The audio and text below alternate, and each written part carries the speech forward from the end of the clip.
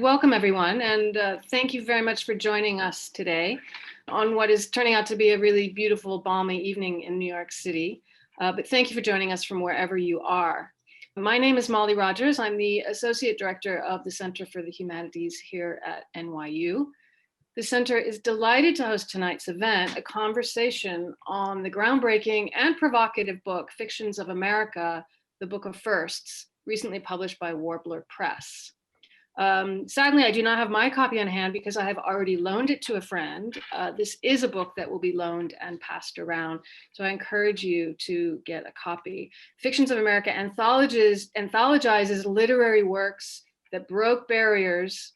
This is from the book itself, inaugurated new traditions, and proved that the imagination of diverse authors was one of the most powerful forces in shaping our nation. Our guests tonight are the volume's editors, Ulrich Baer and Smaran Dayal, making this something of a family event, as Uli is the center's director and Smaran is one of our graduate employees. Our moderator tonight, Nicholas Boggs, is likewise part of the family, being a current faculty fellow of the center. And it's my pleasure to introduce Nick to you all. Nick is clinical assistant professor in the Department of English at NYU. And this year, in addition to being a fellow with the Center for the Humanities, Nick is a fellow at the CUNY Graduate Center's Leon Levy Center for Biography. Nick recently co-edited a new edition of James Baldwin's collaboration with the French painter Joran Kazaks. The book is Little Man, A Story of Childhood, children's picture book by James Baldwin, published by Duke University Press in 2018. And Nick is now working on a biography of James Baldwin to be published by Farrar, Straus and Giroux. So without further ado, I'm going to hand things over to Nick, who will get the conversation going. Thank you so much, Molly. And thank you to Uli, both of you guys at the center and my fellow fellows. It's been an incredible year.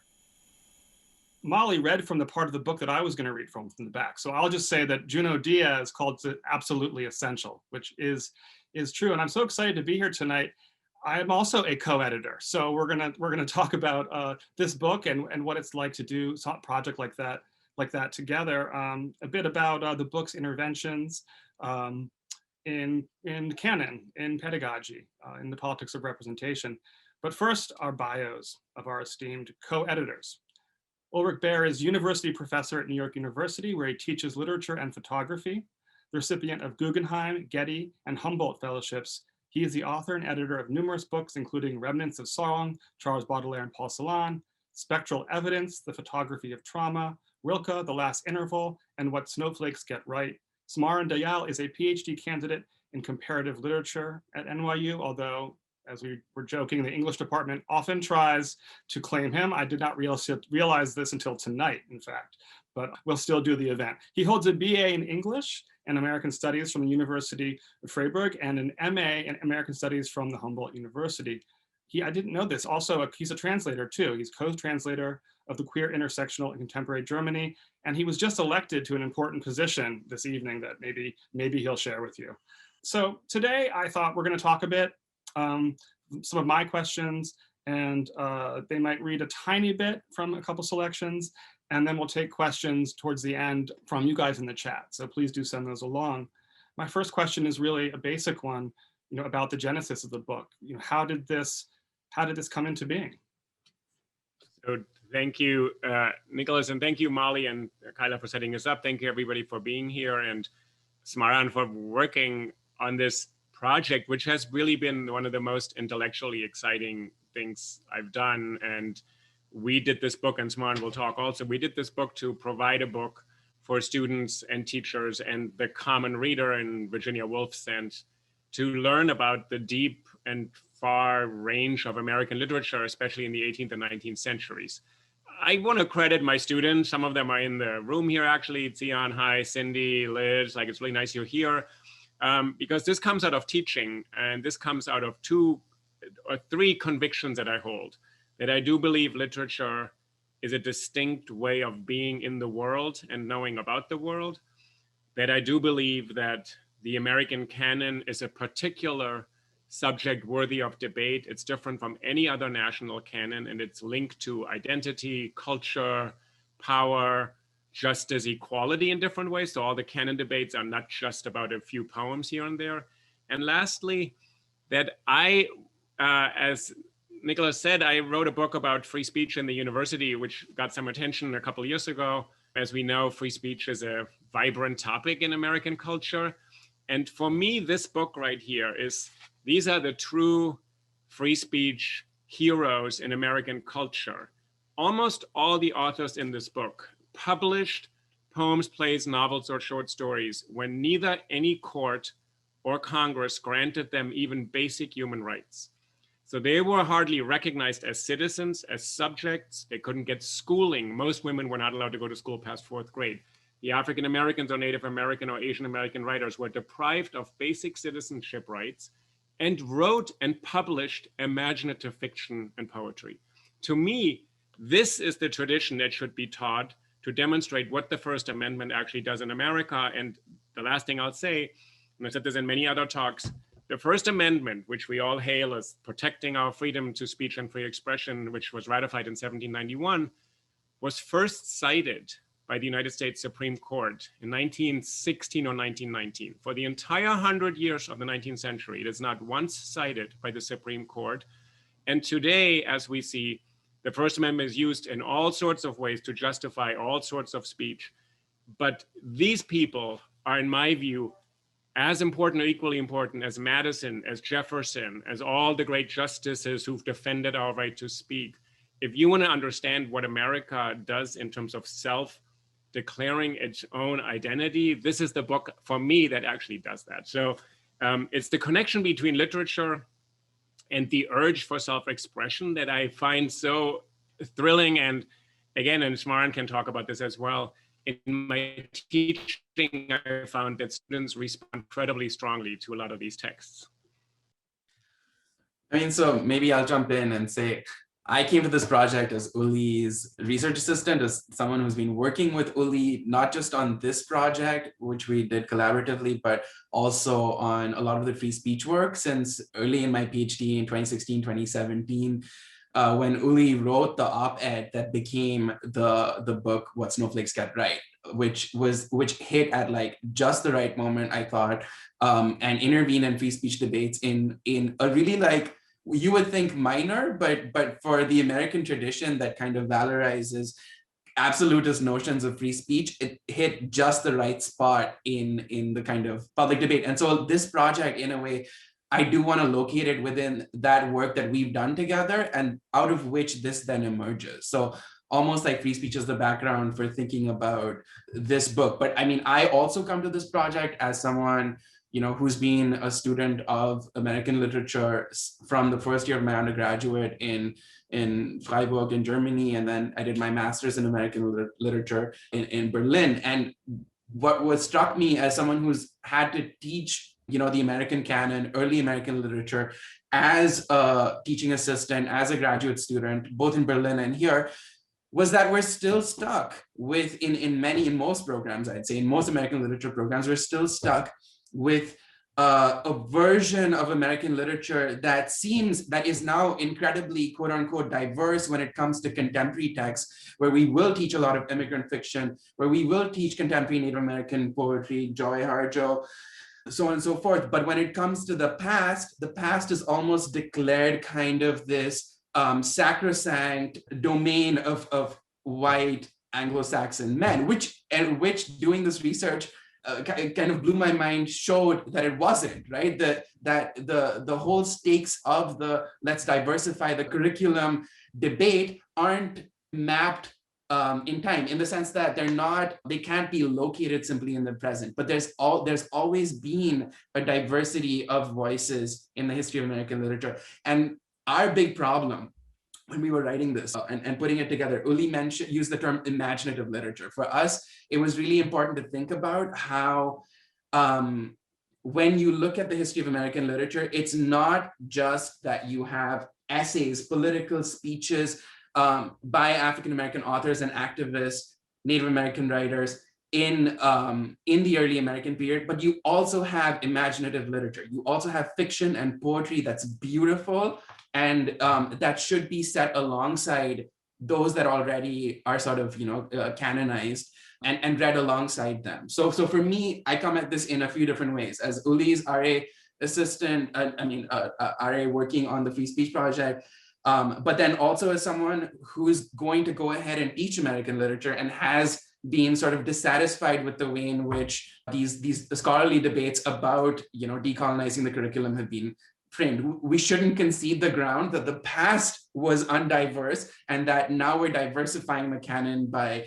including a variety of contemporary texts. And I think, so for me, that's kind of the main contribution of this. You've got, one last sentence, you've got, usually in the Norton Anthology, the one of the few Native American literary texts that's assigned on syllabi, Zit Kalasha, but that's her story isn't the only text in this tradition. There's so much more, and it ought to be not simply retrieved from archives and talked about and discussed, but also made easily available. And so that's another thing that we wanted to do with this project. Yeah, this book is profoundly teachable, and I want to go into that in a little bit and into some of the specific figures that you guys provide. But I just want to give readers a sense a little bit for those who haven't picked it up yet. I have it right here, but just the stunning breadth of this book. Okay, so we have the first Native American creation myth published by a Native author, to the first work of literature by an African American author, to the first play published by a woman in America, to the first published gay-themed poetry in America, to the first novel published by an Arab American in the US. So it's just really stunning in that respect. Before we go into some of these specific figures, I did want to sort of ask you a little bit about the organization of the book and some of the terms, right? So one word, I happened to be starting to read this book during the inauguration of the next president, and I kept seeing the word inauguration emerge in your introduction, and I'm sure that was on purpose. So that seems like a key term for you guys, really. So I wanted to hear a little bit more about that in terms of how you decided to organize the book. And relatedly, of course, this whole category, this whole conception of firsts is a complicated one, very effective one pedagogically in some ways. I'm assuming we're not going to have the book of seconds, the book of thirds, but the book of firsts has that sort of imprimatur of importance and even prestige. So if you could just talk a little bit about inauguration and firsts. It's a great word to pick up on. It's really interesting. I mean, in America, we love the first. We love listing the first. We love the first man in the moon. We love the first African-American to perform in the Capitol. We love the first baseball player who integrated the league. We love the first in anything. We love to name this. And I was quite interested because America also likes to take pride in being the first. And Smaran and I have talked a lot about how the first is used both to applaud and honor somebody. It can also be used to suppress the presence of Native American indigenous peoples in this country. So there's always the first that displaced somebody else. And the first is a really useful heuristic because it's really startling to see, wow, the first woman to publish a play, the first Native American to publish poems in a newspaper. But it's also a testament to the exclusions and all the people who are not recognized and who did not make it into the archives. So we think it's a kind of a useful opening to say, why does it take until 1858 for the first African-American play to be known? There was one in 1823 performed on the corner of Mercer and Bleecker Street right here behind my house that we don't have anymore as a play. But this signals both, it inaugurates the tradition then, let's say, of a certain kind of canon. Sui Sin Fa, the first Chinese American writer to publish short stories, considered the inaugural writer to inaugurate the tradition of Asian American literature. But she also harks back to say, when there's a first, that means someone wasn't there until then. And what does that shift about our entire conception? So the kind of American ambition to inaugurate something totally new, to break with the European past, et cetera, and to invent ourselves, which I really learned about through Ralph Waldo Emerson, Walt Whitman, Dickinson, the kind of authors that Smaran referenced who are kind of the great 19th century during the American Renaissance. Hawthorne, Whitman, Melville, Dickinson, they all do something really new. And newness is a value in America, maybe more than in other countries. So we were kind of interested in opening this up. And then really what's opening up, like Nicholas, what you said, some of these texts are just incredible. they're just amazing texts that I just had not really read. And this is a testament to the failures of my own upbringing and my own lack of curiosity, I guess, but also to the way the canon has been organized. But Smaran, you want to say something about being the first? Also, we thought about this a lot. And when Kamala Harris was inaugurated, we thought the first in so many categories. And how that resonates for people and why that resonates, I think is really worth looking at. What does it do for people to say, here's this solidary figure out there? No one else has achieved this yet. And we all know when Kamala Harris gave her speech, she wants to open doors for many others. It's not as, she doesn't want to stay a solidary figure. She wants to inaugurate a tradition or something continual. I mean, I'll cite something that she said, right? That Kamala Harris said, I think it was at the inauguration, like, I might be the first in some of these categories, but I'm not going to be the last. Right. And so in a similar way, even with our book, Uli didn't say this, but in some of the other events that we've had, the first thing that we say is we want you to come at the book, read it, add to the research, and we want the book of firsts to become the book of seconds. In other words, we want there to be the attention and research which pushes us further into the archive, that which does the kind of the highly enjoyable grunt work of research to show, to sort of, and some of these terms are problematic, excavate, but in some ways, that is what, archival research is about. Just as an example, the Native American literature scholar, Robert Dale Parker, who Uli is interviewed on his Think About It podcast, literally found the poems of Jane Johnson Schoolcraft in amongst her husband's papers in the state archives of Illinois, right? And no one, I mean, of course, she'd written the poetry, she'd shared them with people around her, but they simply weren't available or known to a broader public until Robert Dale Parker, in a sense, found them in the archives, right?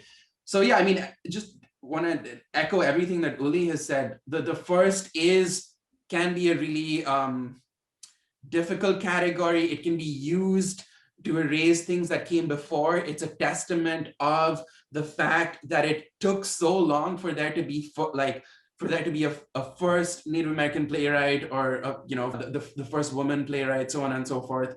But at the same time, it's back to that word that Uli used. It's a lens, or it's a heuristic onto the tradition of American literature. It's a way to look at it differently that I think that, I mean, quite clearly from the book, really opens up a perspective on American literature that isn't available in other ways of say, formatting an anthology or building an anthology, where you're simply, say, laying them out chronologically. Because at the end of the day, even if number one, you can't include every single text that's ever been written in a tradition. So someone's making a decision of what gets included and what doesn't. What we found kind of radical in the idea of let's look at all the firsts is that it actually gives you a perspective onto this greater heterogeneity of American literature that should be acknowledged and should be taught. Yeah, absolutely. I mean, you can imagine it taught as a first-year seminar, right? It's getting students to have a very different initiation into American literature than, say, they experienced in high school or I experienced as an undergraduate, for sure. Before I go into a couple of these firsts, I want to kind of, again, for those who don't have this book yet, just give them a sense of the organization, and maybe we can talk about that. Because one of the wonderful things, in addition to the introduction, is that sort of like the Norton, but different. There's a section just before each person that succinctly, and I think really succinctly and wonderfully, explains who they are, their history, why they're relevant. So I want to hear a little bit more about the task of producing all this information. It was very hard to do. I mean, even your introduction, it's very hard to do what you did. So then there's that. And then there's also this really helpful further reading section in the back. And then there's also a bibliography. So these different sort of resources for students. And so I first wanted to hear about that. And then I do want to get into Phyllis Wheatley a little bit, and then some of maybe the lesser known figures, but just a little bit about the organization maybe. So we wanted to create a book. Both Smaran and I were really invested in creating a book that's affordable, that you can handle, because as you can see, you can hold it. Like I have here the first version of the Norton, which is from 1950s, which includes one non-white author, two women who are diarists. And when you're not white, for a man, you have to do sociology in the Norton Anthology. You have to do political speech, as Smaran said. You're not giving the space to do poetry. That's a luxury reserved to white people. But we wanted to do a book that's kind of contained, and that someone who doesn't know this tradition or just knows a lot, for example, and has read a lot of books and said, I've never heard of this one author. I want to get a one-page summary. It took us an enormous amount of work. Thanks to COVID, I had nothing else to do really. So every evening I'd be up till 2 or 3. And we literally try to read, and this really rests on the work and labor of so many people who are scholars. Cedric May and Julie McGowan, who discovered this document, Jupiter Hammond's poem, who was an enslaved man who lived on Long Island in New Haven for 94 years of his life, and published the first poem by an African American. And his family, that the people who enslaved him, never set him free. He died enslaved. He's in an unmarked grave in Long Island, which is close to New York City. I didn't know this man existed. And this poem was published for the first time in 2016 in an academic journal. So it's totally inaccessible. No one who doesn't have access to university libraries. So we thought we should provide a summary of this person, which is usually the first paragraph of a page-long introduction. And then the second one is a bit of the status of this work and what that work does. So we're really doing a kind of mini bio and then a mini interpretation. And as you can imagine, it took us an enormous amount of research and time. And then also, which Smaran and I was really gratifying, we wrote to a lot of people who were so forthcoming and helpful, partly because their lifetime has been invested in getting these people to be recognized. And they said, a lot of people wrote to us and said, I know a lot of these authors, but I don't know this one. I'm interested why this one is in your book. So they all work together in a way to create this kind of image of American history also. I mean, to learn about some of these people's biographies, it's just remarkable what lives people lived. I mean, some of the lives are, Sadiq Hartman, his life is like a life, like Ezra Pound said, if you don't have your own life, you should have lived his life. He had the most amazing life, became an actor in Hollywood, wrote the first Japanese American plays, like an incredible person. But we wanted to give that plus what you said, the suggested further readings in the back to kind of say, and we always feel we have to kind of acknowledge some people we couldn't just mention, but the most up-to-date scholarship, sometimes the moment when these work were first discovered, like Frank Chin's very important anthology of Asian American literature in the early 70s, i.e., which is really critical to start a canon of Asian American literature. So we wanted to acknowledge this is the first time, to the best of our knowledge. And then people can go into it. And as you said, like students or other people can go into it and say, I want to look this up. I'm actually really curious why I never knew about this, but they're referencing here 10 scholarly books on this that I've never heard of. So many people have done so much work. So we wanted to also acknowledge these authors don't exist in a vacuum. They just exist in so many separate lanes. There's an anthology of African American literature, an anthology of Native American poetry, an anthology of Asian American literature, anthologies of women literature, really powerful, important books. But they don't sort of sit next to each other. So this little apparatus, and we really said little because this book should be 1,000 pages long, but we're very proud of this. It's under $10 as an ebook. It's $19.95 because I really care that high school teachers can buy this, that college instructors can buy this, and that students can afford it. And it's not to be rented for $27 for a semester or for $89 from Norton or Oxford. And God bless Norton and Oxford and Heath and all these anthologies, but they're out of reach for many people. So part of it, we had to be concise. But I'm glad about this question because it took so much work to distill an entire debate, like in the debates that Smaran can talk about as well. There are huge debates whether certain authors should be classified even as belonging to a certain group. Right? Maybe I'll just hand it over to you, Smaran.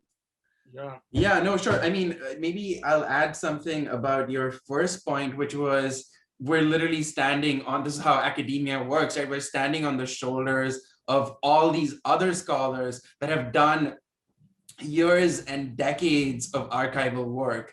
I mean, I'm just thinking of the scholar Mary Chapman, who's done so much work on Sui Sin Phar, the first Chinese American writer that we include here, and Frances Smith Foster was crucial in discovering the first African-American short story about a girl in Haiti. And it's just an amazing story who changes the course of the events that lead to the success of the Haitian Revolution. So I mean, this is something I've mentioned in a couple of the other events that we've done as well, which is that if you think about it, one of the first texts of African-American literature is about the Haitian Revolution and is about a young Black woman who changes the course of history. It's really mind-blowing. It's by an anonymous author.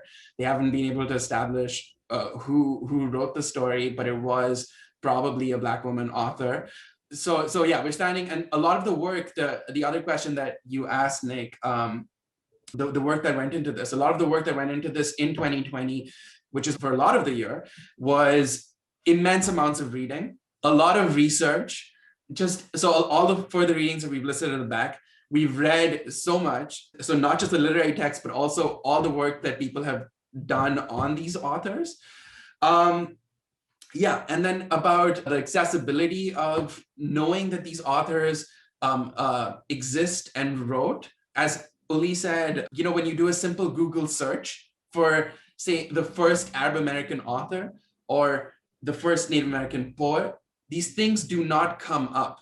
So you would assume, okay, even if it's tucked away in an archive, this is maybe something that I can look up. No, these things are simply like, you really have to be embedded deep within the niche scholarly debates about particular periods and authors to even be able to get to the point at which you can get results on a search query. Like Smaran and I, we were texting or something with our editor, Mary Barr, and we would say, oh my God, damn, I think this is not the first African-American poem.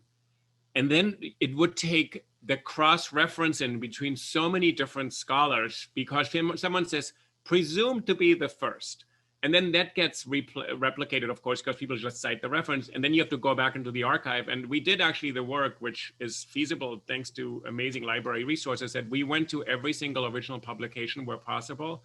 So where it was first printed in a newspaper, magazine, journal, if that's digitized, and we tried to compare it. So we actually didn't do the editorial work, someone had else printed, but we wanted to verify that this is how it first appeared.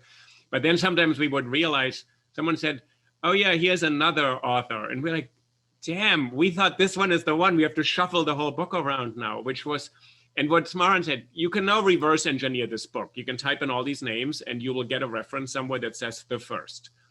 But I honestly thought when I started doing this, I could just type in first Chinese American writer, first Native American poet, first African American play, and out comes a list. And instead I discovered the first African American play was reprinted twice in specialized books for African American playwrights and plays in the 70s. Amazing work by an editor, but it's out of print now. So when it's out of print also, it starts to disappear again. So the canon is something that needs continually teaching, revival. They don't just stay in our consciousness. So we discovered sometimes that we thought we knew. And then doing the research for just preparing these little short biographies, we realized, oh, we may be wrong here. And as Smaran said, we may be wrong. People may correct us yet. And a big part of establishing what the particular first text was in a tradition, or when it comes to a particular identity, involved how we understand that particular identity historically as well, right? So a lot of the scholarship on, say, early lesbian writing might pin some of the first lesbian writing by naming Gertrude Stein, who uses the term lesbian in a literary context at the Modern Language Association conference early in the 20th century, right? But that doesn't mean that this is the first lesbian, say, poem in history. You have to, so a call that we had to make specifically about identities that are historically contingent, that are historically specific, was to say, okay, to what extent are we comfortable making this call?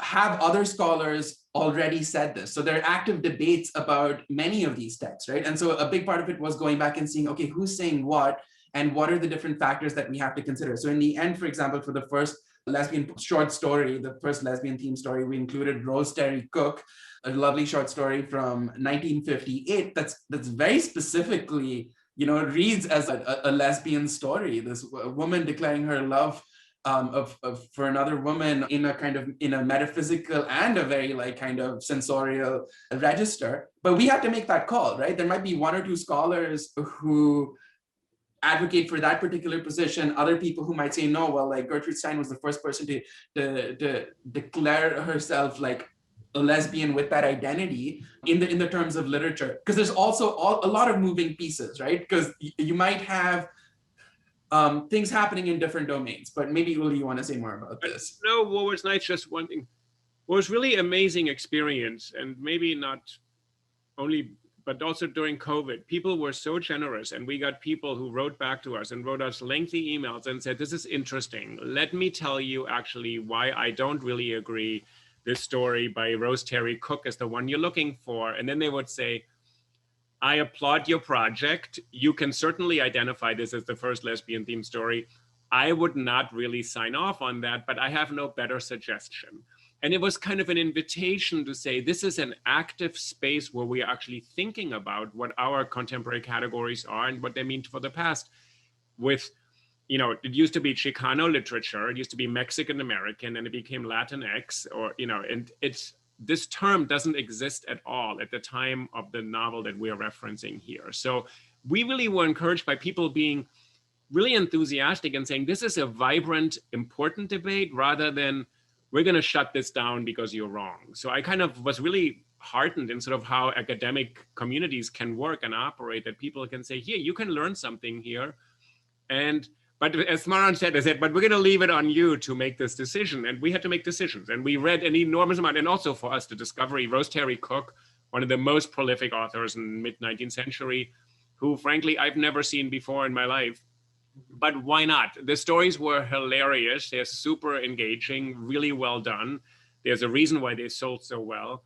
So for me, this was just a kind of incredible discovery. And I thought, okay, I could do worse than read Rose Terry Cook for a week and sort of scope that out. I think it's great that, I mean, I think what the first does is it gets the conversation going and it deepens the archive, even if you discover it's not the first. And it's great. And it makes me think of my colleague, Elizabeth McHenry in the English department. She has a book coming out called Making Negro Literature. And she's looking at the sort of in the 1890s at unpublished manuscripts and subscription books written by African-Americans to kind of rethink what we think of as the beginning of modern Black American literature. And, you know, this is what scholarship does, right? It's not ever going to be definitive. It's going to get made and remade, and students can now be brought into that conversation as well, which I think is terrific. So I want to go into Phyllis Wheatley for a second, because you guys open with her and as a kind of paradigmatic figure. So I want to talk about her for a second, and then I want you guys to share with us maybe one or two, each of you, maybe one that was really unexpected, right? Or another option would be to read from some of the wonderful work, just a tiny bit, to give a sense of kind of the breadth of diversity. But first, I just want to say, you know, I'm reading this, it was nominated for the National Book Award by Honoré Fanoni Jeffers. It's called The Age of Phyllis. And to read this poetry collection, which reimagines her movement during the slave trade and her early years in Boston and her marriage, to kind of read that along this book makes me think about how students can be inspired both as scholars to go look through archives, but also as creative writers to kind of think about new projects of reimagining history. So I will use this book for both of those purposes personally. But Phyllis Wheatley, yeah, you start the introduction with her as this kind of paradigmatic figure, and I'd be interested to hear you talk a little bit about that.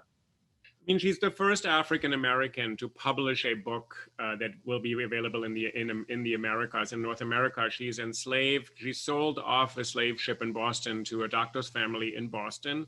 Let's just underline it. This is New England, Boston, the 1770s or 80s. She's probably 7 years old, probably from Senegal or that region of West Africa. And she's kind of an emaciated, impoverished, totally traumatized little girl who this family buys to turn her into a maidservant, and they treat her, I guess, reasonably well under the conditions of enslavement. And she learns Greek and English and Latin really quickly and starts writing poems. And then she writes poems. Then her career becomes this very American story, how she's actually taken to England, where families criticized, but they're still enslaving her, taking her to England. She's paraded around, but because she's a bit of this kind of prodigy, as And she serves, of course, the kind of horrific sort of prurient interest, like, oh, an African American or African girl who can write poetry. But she writes to George Washington, and actually he responds. So she celebrates Washington as an American hero, and she's really read as a kind of voice that is singular. She comes out of a tradition probably of sort of Alexander Pope and the kind of English poetry we don't read as much anymore. She's not quite a romantic poet that we identify with lyric personal subjectivity, this kind of sort of about yourself. She's more about historical context. And I interviewed the poet Rowan Ricardo Phillips about her once, and he said what's interesting about her as well is, where's her legacy? Like, who actually responds to Phyllis Wheatley? Whereas other poets are just continually taught in every high school class, which is how young poets get exposed to poems. They don't fall from the sky. June Jordan, in a way, picks up at the book you just cited. There are people who are responding to her very actively. And we thought, the one thing I also thought was really remarkable, Jefferson actually talks about Phyllis Wheatley.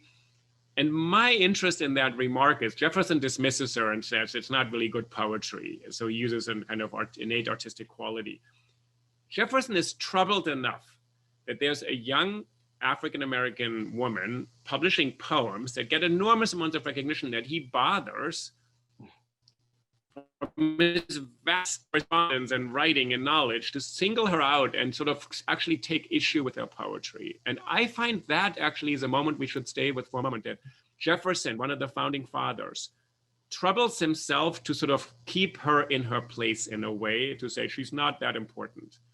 That makes us so important already. And then what I really want people to do, open this book, this is a readable book, and read a few of her poems. They're just amazing poems, right? So Nicholas, maybe you can do that. But Nicholas, let Smaran also say, but we'd be interested really, where's her status in the American and English canon? Does every poetry survey include her poems by now? Maybe that's the case, I'm not sure. Well, I appreciated that you had selections on being brought from Africa to America, as well as the university in Cambridge, because she sometimes gets read as this kind of almost like it's really historically inaccurate, kind of like a sellout or something, right? But in fact, if your poetry, if you read it closely, it contains critiques of racism, but that often gets swept away. So I appreciate. I want to say one thing more about that, Nicholas, which is really interesting, and Smaran and I have talked about this a lot. A lot of scholars have done enormous work to identify the language of religion and the Bible and scripture as a language of protest. And because she keeps on appealing to religion and scripture and basically saying, you call yourself Christians and you enslave people.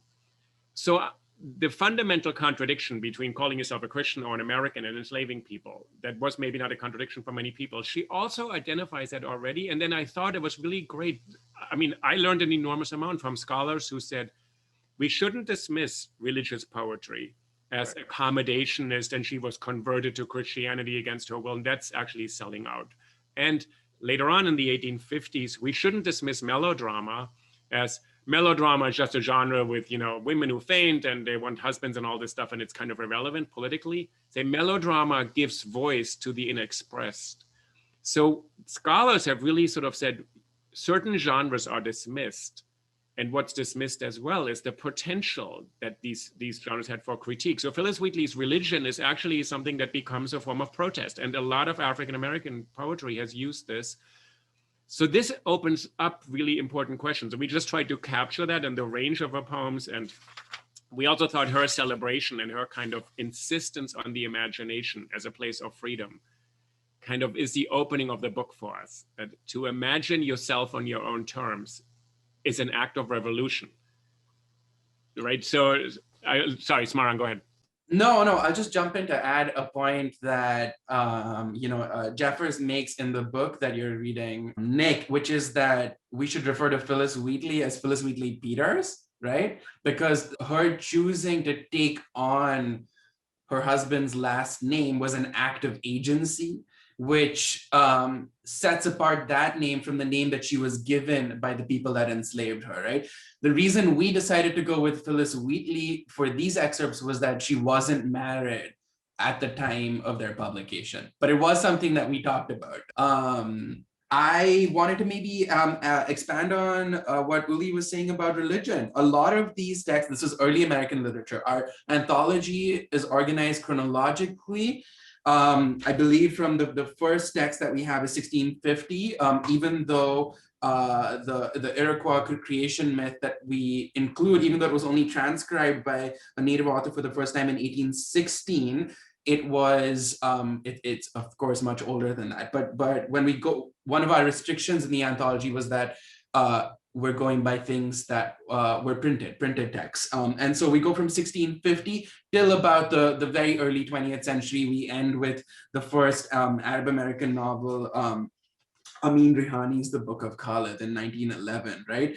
But if you think about it, this is early American literature. This is a period in which Christianity specifically in the US has a very different status than it does in the 20th and 21st century, right? As like secularization moves on. So a lot of even the sort of emancipatory impulses in this literature, as Uli said, as you said, Nick, also with Phyllis Wheatley, these things, you know, you might not have say a secular critique of racism, but it's very much there in the language of Christianity that she's mobilizing, right? And this goes across a lot of our texts, right? So everything from the Samson Occom, the first published literary work by a Native American author. These are Christian hymns.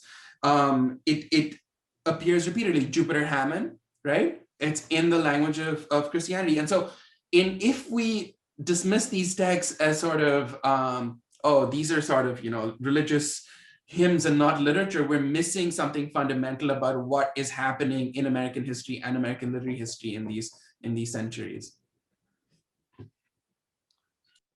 Sorry, I was looking at the questions, but that's true. And I think, again, it's a great way to teach the students because you have to read closely. You have to get the historical context, and you have to look at the texts, and you have to learn how to read them closely. And then also, you know, they can discover, be led to other works. It's terrific. So my question, who was unexpected for you? I mean, Phyllis Wheatley, English majors at least, you know, but who were some, I mean, I didn't recognize a lot of these names outside of the African-American literary tradition.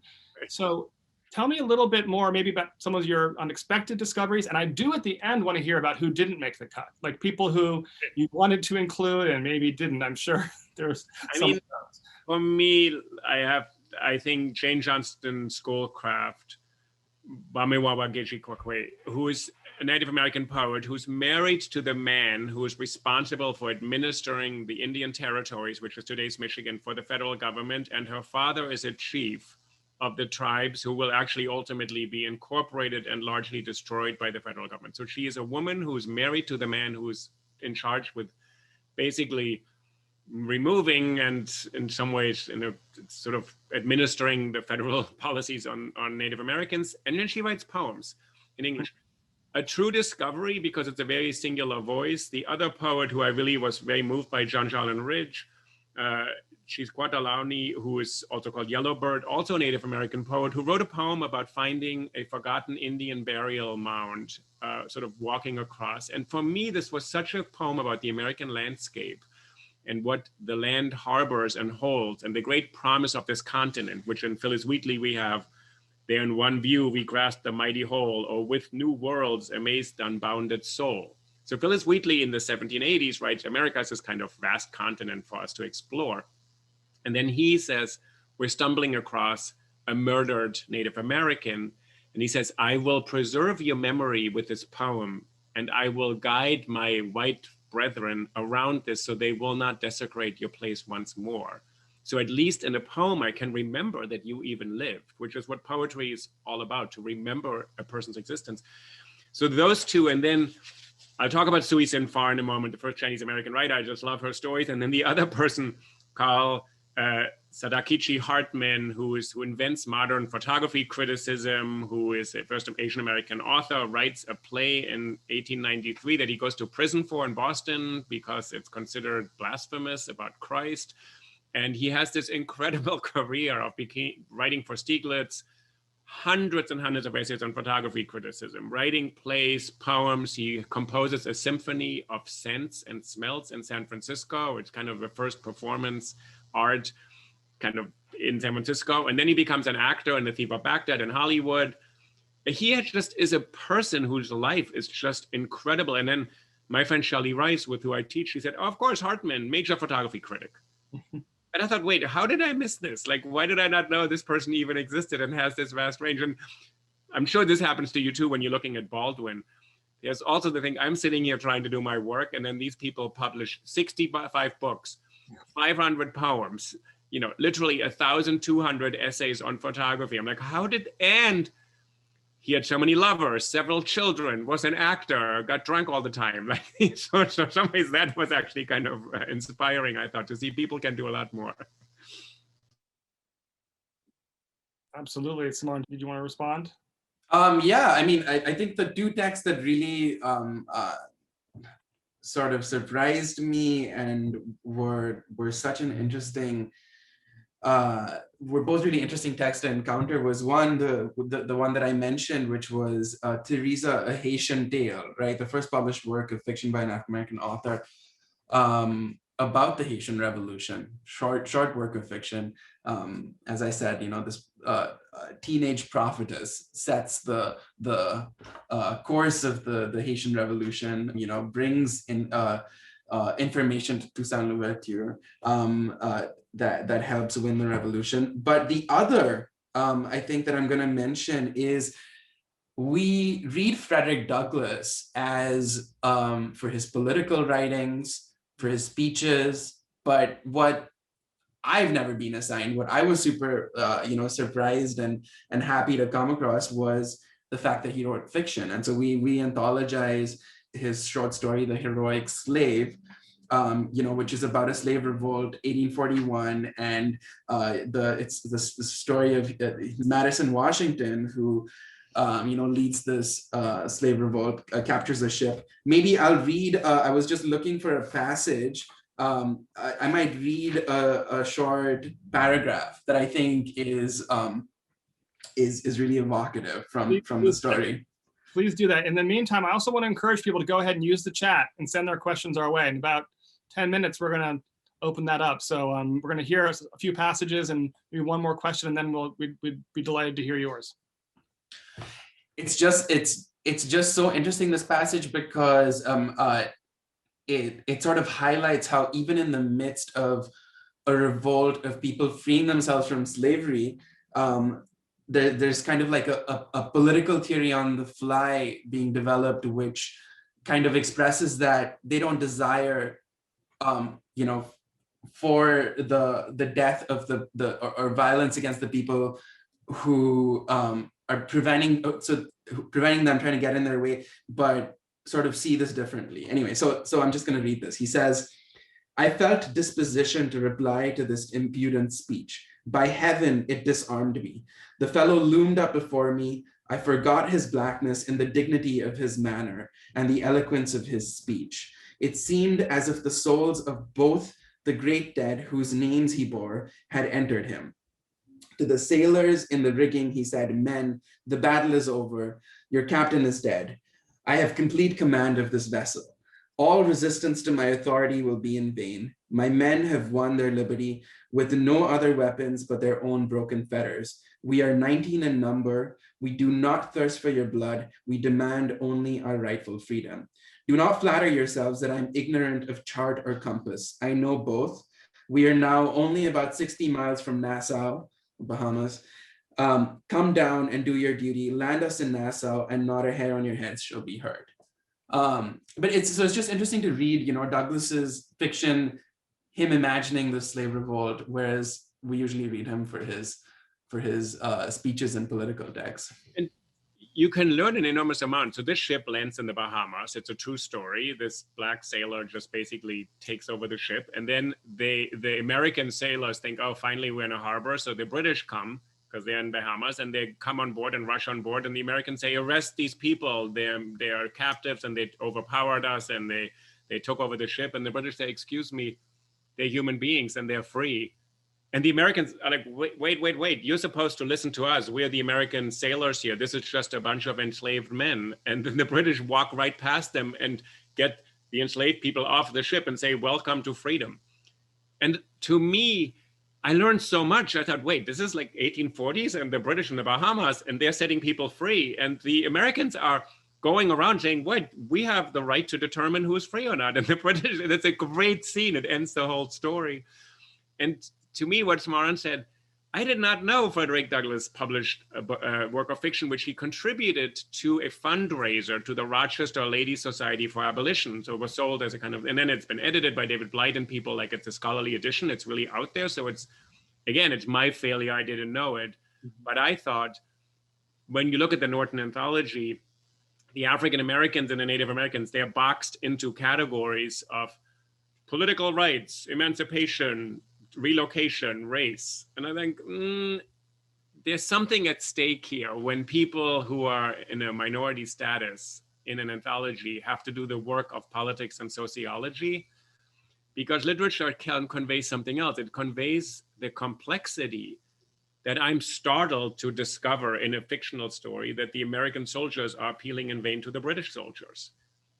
That in a history book is differently conveyed, because here you have the emotional tenor of the story. By now you're kind of with the enslaved and hoping it's going to work out. So you're actually captivated by the story rather than just information. And I'll read you a line from a play by William Wells Brown, who also wrote the first African-American novel. But this is a play called The Escape. And in this play, there's sort of this couple, they're in love. It's a love story. And there's a sort of couple owned by two different families, enslaved by two different families. And they decide to make it for Canada because they will otherwise be, she will be raped and he will be probably murdered by his families, because they discovered that they illegally, against the rules of slavery, got together. And then you're close to Buffalo now. And then someone says in this tavern where a bunch of people are drinking, and this is 1858, not 2021. But sir, the Constitution gives me the right to speak my sentiments at all times and all places. Because this white guy says slavery is a problem maybe. And then the other guy says, we don't care for constitutions nor nothing else. We made the Constitution and we'll break it. And I thought, what a hilarious line in a tavern in Buffalo where a white guy says, well, we should talk about whether it's okay to enslave people in the South. And he's like, Constitution be damned, we make it and we break it. And I thought, this is where literature comes in, that actually words have to be put to use. And this is not a legal argument. This is actually, and in some ways in 1858, an African-American writer, William Wells Brown, wrote this play because he was such a gifted speaker that he would recite the whole play, all the characters, to huge groups of people. And it was so effective that finally he wrote it down. He would act out all the characters, and there was lots of melodrama. And there was a horrific scene of a Black woman who's forced to marry another Black man against her will, and her white mistress basically beats her so severely that she just acquiesces. So there's a lot of sentiment and sentimentality. But then this made me laugh out loud, because I thought, oh, I've heard this sentence before. We make the Constitution and we'll break it, meaning we own it, we wrote it, you should not use it. This made me think of a very famous quote by Frederick Douglass, who says, I quarrel with those who throw the weight or fling the weight of the Constitution against my liberty. So for teaching, or for me, like, this is maybe a presentist way. I would teach this and I would read this and I say, wow, we haven't quite settled these debates, have we? Who owns the Constitution? Who does it grant freedom? Who can use it against other people? So I think literature opens up something really incredible here. And it does it in the way that some of my teachers would be horrified, through empathic identification, through identifying with the fate of a character. And I'm not that as interested maybe as other people in literary devices and what's a metaphor, what's an allegory here. I'm interested in these characters that come to life for us out of the pages of history in a different way from a historical account. And the text that I'll stop right here, but I've mentioned it a couple of times now. So Susan Farr, who is Canadian British, who decides to change her name from Eaton to Susan Farr. So she's actually Maud Eaton, and she could have passed in the language of that time for white. And she deliberately identifies as Chinese American and starts to write journalism, a lot of it, and then she writes fiction. And there's a story, and the story is just an incredibly gripping story called In the Land of the Free, 1909, about a Chinese woman who is an American citizen and who arrives in San Francisco after having been in China for a while. And at the port of San Francisco, she shows to her 2 or 3-year-old son the hills of California. He says, "See, little one, the hills in the morning sun. There's thy home for years to come. It is very beautiful, and thou wilt be very happy there." The next thing that happens is customs officials take that baby from the family and say, he doesn't have the right papers. We're going to put him in custody. They take the child away. They put him in some kind of orphanage. And the family has to fight the American government through a corrupt lawyer who takes all of their possessions, and the woman ultimately will hand over her family jewelry, a bracelet, some rings, the chains, to pay this lawyer to go to Washington to get her son. And this story has been read quite a lot in the last couple of years when we're saying we still grapple with what immigration means, what the right to belong means, what do you do with children who arrive presumably without papers. And this story in 1909, I thought, this tells me more than studying about the Chinese Exclusion Act and what is at stake. And I also felt, we talked about this really briefly before, Nicholas, I think anybody can relate to this, that a parent whose little baby is taken away from them and placed into custody by the federal government with no information. And then ultimately the last sentence, I won't give away, but you should read the story. It's 5 pages long. It's a heartbreaking lesson how the boy responds when his mom finally comes and can get him out of custody. And it means, what does it mean to become an American? What do you have to give up to become an American? What do you have to deny? You have to deny that you're not white, maybe. You have to deny an accent, an origin, a sense of belonging. So all these questions of what is the price to pay for some people to count as Americans? So I think this is what the story does in a very different way from saying, so many Chinese were processed to become citizens. We don't know what that really means. In this story, they become citizens. They give up an enormous amount. And I think what Sui Sin's Far story does, it shows us that what was given up can still be remembered. We still know what these people gave it. Like literature is the repository of that. It actually, what was given up can still be remembered. I think it's wonderful that you have some self-enclosed pieces and also excerpts, a nice mix there. So you can have an experience of finishing a piece, but in other cases, they're going to go out and seek out the rest of that piece or a piece by another author. But I want to come back to everything you just talked about through a question that we've gotten now in the chat, which relates. And her question is there anything to say about the fact that one thing that stands out is the variety and flexibility of the English language as utilized by so many people of such widely different backgrounds, many of whom spoke English as a second language? Maybe one quick comment before I'll let Uli answer it. But one of the things, there were different constraints that we applied on this anthology, and one of them was English. So there are other anthologies that have put together works of American literature that are not in English. And so the famous one is by Werner Sollers up at Harvard, who's done, I believe it's a multilingual anthology of American literature. But Uli, do you have anything to say about this question? I mean, maybe I'll take this in a different direction. So I have an accent, and I am a very proud, naturalized American citizen. It's kind of interesting because I get introduced quite a lot, and people say, I've been introduced actually by colleagues at NYU and say, well, Uli, who's not really an American, has a different perspective. And I kind of actually take issue with that. And I say, I'm actually really an American.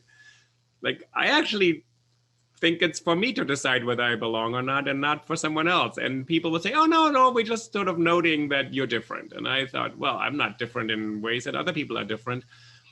But this question of language is a real question in America in the 19th century. And it's a very genuine question that's sort of course, much more prominent in the 21st century. We have so many poets who write in different languages besides English.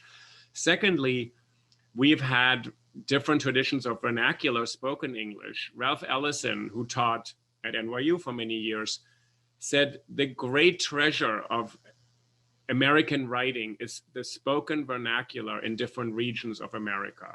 And he actually inspired Don Katz, who founded Audible, the audiobook company, who studied with Ellison at NYU, because he taught Don Katz, Ralph Ellison, author of Invisible Man, said, spoken English is the dynamic history of America. And to capture those kinds of regional variations and accents and dialects is actually what makes America what it is, because there is no standard English usage. So I think this book captures some of that maybe, but as Smaran said, we also had to leave a lot of things out. So we left out non-English texts, which was really, so Buenos Aires, I put that in the chat here, and Mark Schell edited this multilingual anthology of American literature, which is fantastic and shifts your image entirely of who was writing and publishing in America. But Nick, I wanted to go back to a question you had earlier. Who did we have to leave out? So Smaran and I talked about this a lot, like actually some categories we really wanted to include, and the categories we use are very much 21st century categories. We really thought and conversed with a lot of people about disability and whether to find a way in which to include authors that today we would define as disabled. And we didn't really have the knowledge or confidence, although consulting with a lot of people, to really make that kind of call. Another category I want to mention is one of the texts that we include, Theodore Winthrop's novel Cecil Dream, which we include as the first American queer novel, has been called by some scholars also as the first American trans novel. And so I and Uli, we reached out to scholars who work on trans literary history and trans literature in order to see, what might be considered a first in that tradition. And so, but we did not want to name, since the Cecil Dream, the novel isn't, there's sort of multiple opinions about it, but it does include, themes of both sort of queerness, homosexuality, but also, gender transition, bending so we use the term queer to capture what the novel is doing. So there are, maybe in future editions, it can expand to include more categories. Something really important that we were talking about today, in fact, is that this book comes out in very particular conditions. We're both very limited, as every scholar, we're limited as scholars in what we have expertise in, what we work on. At the same time, we really wanted this book to exist as a resource, as a teaching resource, as something that's out there in the world that people can buy and refer to and have with them.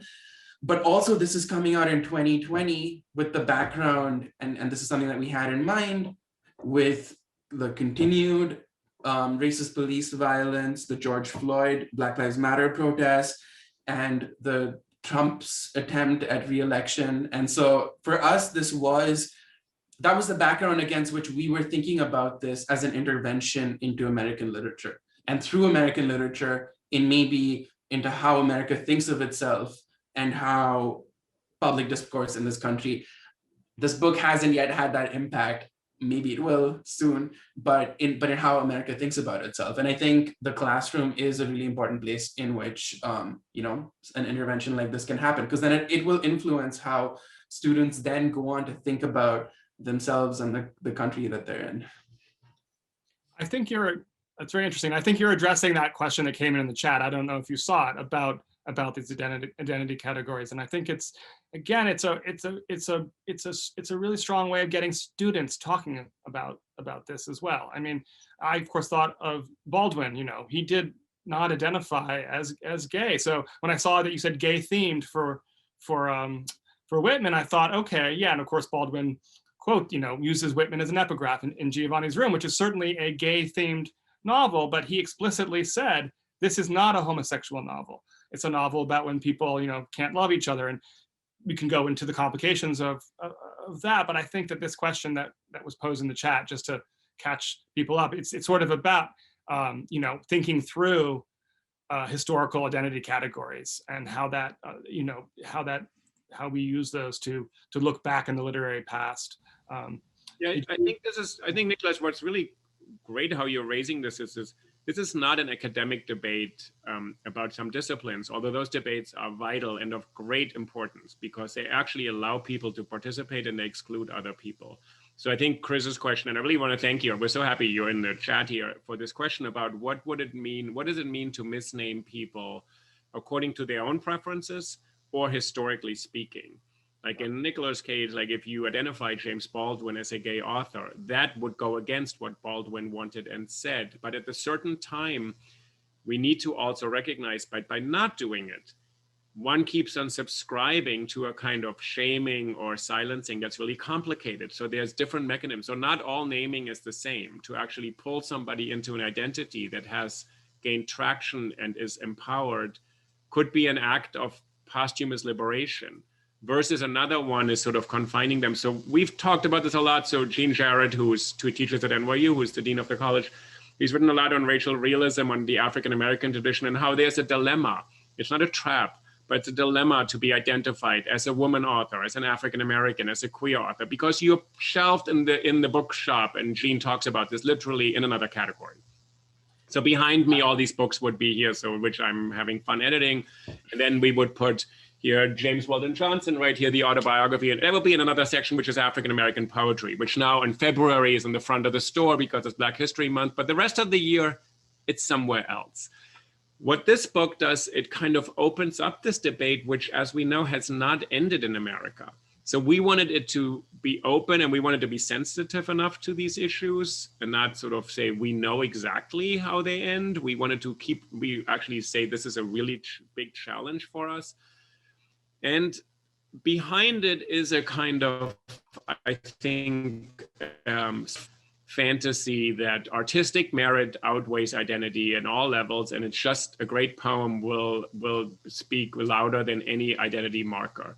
I mean, I studied with Harold Bloom, who, I mourn greatly his loss, who was Western canon, not Alan Bloom, different canon debate, like that's his closing of the historic American mind. So Harold Bloom edited the Western canon. And Harold would have said something like cognitive originality and artistic excellence are the primary markers. And then I kind of tried to think of Harold being up there and thinking, Uli, it's all wrong, but you're trying. You're trying something because, of course, we know in America, and Harold would have known that in America, identity matters and is a contested thing. It's also a linguistic thing. So it's a space for literature departments to think about. It's not just a political category and to be recognized, as I said earlier. If I'm recognized by a court in this particular identity, it does me a lot of favors and it also limits me in other ways. So literature is the space to open that up. Smaran and I have talked about this a lot. John Rawlins Ridge comes from a family that enslaved people as a Native American. Those things to me are startling and worth looking at. So we actually have to know that the categories that we want to think are very simple are not as simple. No, absolutely. I'd like to add that it was the same with Walt Whitman, who we anthologize here as the first gay-themed poetry. He insisted that he wasn't gay during his lifetime, right? But what are the stakes of recognizing, the first gay-themed poems, American poems as such? Also, these things shift. Baldwin at times, if queer or gay identity is performative, and it's what Eve Sedgwick says, if you say it, you are. At certain points in his life, Baldwin did say, "I'm a homosexual." So, but then he said he wasn't. So, these are all really slippery, complicated, self-contradictory, especially if you look over the course of someone's full life and the shifting of categories from queer to homosexual and back. And, it's just a very complicated question, but we can't even enter those questions if we can't identify, right, the literature that speaks to those contradictions. So I'm on board for, especially if you're talking about themes. And there's something important. I want to sort of say something about what literature means to people. I think it is very important, I think, for a classroom today to read Walt Whitman as a great American gay poet. That is so important for some kids in that room to say, oh my God, someone like me existed once, and he's actually on our syllabus now. And we actually are studying that in some kind of seriousness and not as a specimen or spectacle of some aberration. I think that is so vital. that this mode, that literature gives us a moment to explore our own identity. It doesn't give us our identity, but it gives us the way, the courage to think, who could I be? So for me, that, and I've said this to you before, I think one of the students who is actually in the Zoom right now, that students have said to me, you know, Professor Baer, we'd never read a story by an Asian American before in all of high school and all of NYU, very good high school in Los Angeles. And I said, you've not heard of Maxine on Kingston and, you know, Amy Tan and Frank Chin's incredibly important anthology, i.e. where he references Sui Sin Far as kind of the first story of Chinese American writing. And I said, never heard of it. And what I was really interested in is they were just sort of metaphorically leaning in and saying, I want to talk about this.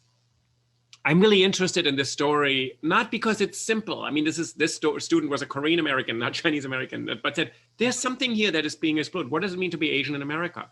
So I think teaching in this moment when representation matters, and as Smaran said, we edited this during the, you know, the Black Lives Matter and the protests around the murder of George Floyd, that actually teaching has a vital function, and it's a function of survival in many cases. I remember talking to people who studied with Audre Lorde, who said it was vital to be in a room where someone addressed me.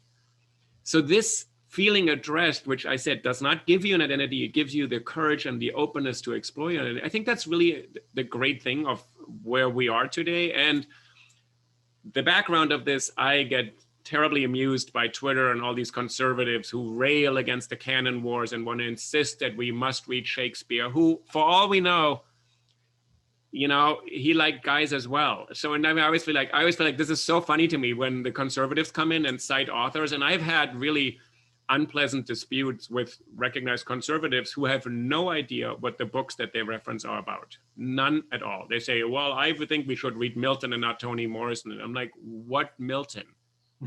They're like, well, Milton, you know? And I said, no, I don't know. What poem, or did he write anything besides poem? They have no idea. They just use these as cultural capital. So Smaran and I wanted to say, here's the book. This is cultural capital. This is the American edition. If you want to argue with me whether Whitman is the greatest poet, you should read all these poems first. Well, I think it's terrific how this book looks to the past, also looks to the future. And I want to close actually with one last question for Smaran. I know you're writing your dissertation on Afrofuturism. So who is the first Afrofuturist? So I was going to say something about this earlier, but there's someone who's been responsible for taking Afrofuturism, a term that's coined in the 90s, you know, to talk about Black science fiction and certain movements within Black science fiction, and look historically and see what the different kind of predecessors of modern Afrofuturism were. And this is Shari, Renee Thomas, who put together two amazing anthologies, which you should also get in addition to this, called Dark Matter and Reading the Bones. And so she goes back and she published, you know, Du Bois's science fiction story, The Comet. But we actually include one of the very early texts that maybe could be considered Afrofuturism here, which is Martin Delaney's, an excerpt from Martin Delaney's novel, Blake or the Huts of America, A Tale of the Mississippi Valley, the Southern US and Cuba, which is about kind of fermenting a global slave revolt. And so it's considered the first kind of Afro-utopian, if not Afrofuturist text.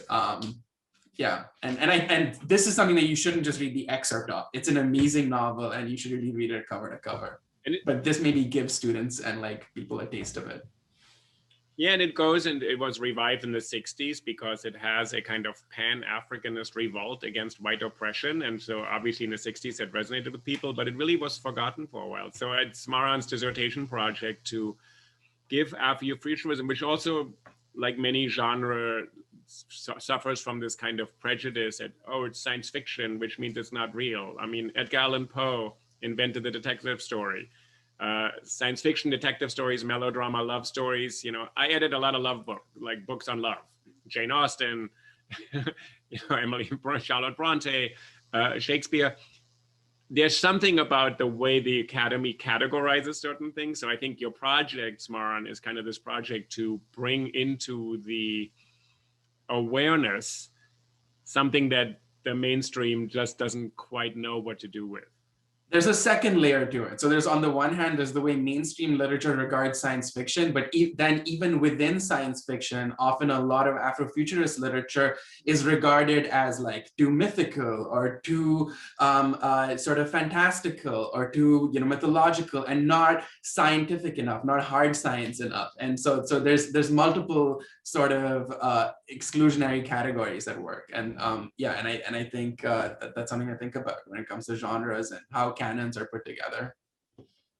Thank you. I'm looking forward to that project very much. Even if you're in Comp Lit, I'm still very interested in that project.